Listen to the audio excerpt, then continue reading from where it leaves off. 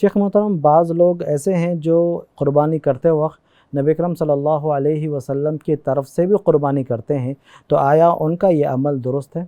اور ہر سال کرتے ہیں کچھ لوگ، اور یہ برکت کے لیے بھی کرتے ہیں۔ الجواب بعون الوہاب، رسول اللہ صلی اللہ علیہ وسلم کی طرف سے قربانی والی جو روایت ہے کہ علی رضی اللہ تعالیٰ عنہ نے کی ہے، وہ روایت یہ ہے۔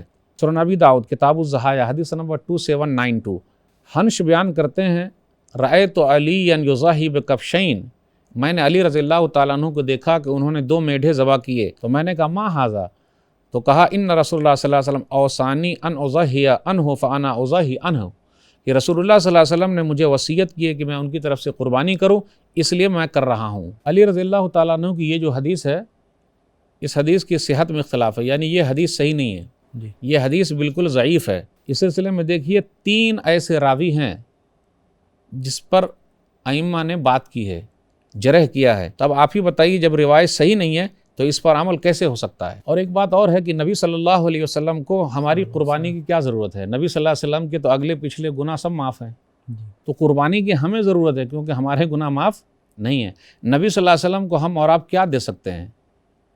سب سے بہترین تحفہ ہے درود و سلام کا۔ اللہم صلی علی محمد وعلی آل محمد کما صلیت علی ابراہیم وعلی آل ابراہیم انک حمید مجید، اللہم بارک علی محمد وعلی آل محمد کما بارکت علی ابراہیم وعلی آل ابراہیم انک حمید مجید۔ تو پتہ یہ چلا کہ نبی صلی اللہ علیہ وسلم کی طرف سے قربانی والی جو حدیث ہے وہ صحیح نہیں ہے۔ ناظرین، مرسی ٹی وی آپ کی ٹی وی ہے۔